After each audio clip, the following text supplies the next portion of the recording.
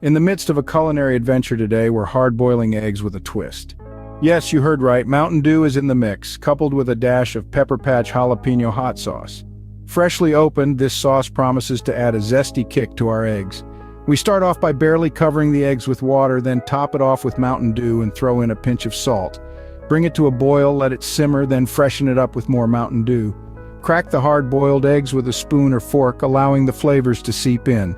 Add in the hot sauce for that spicy jalapeno touch. This isn't a sponsored plug, just a fan of Pepper Patch.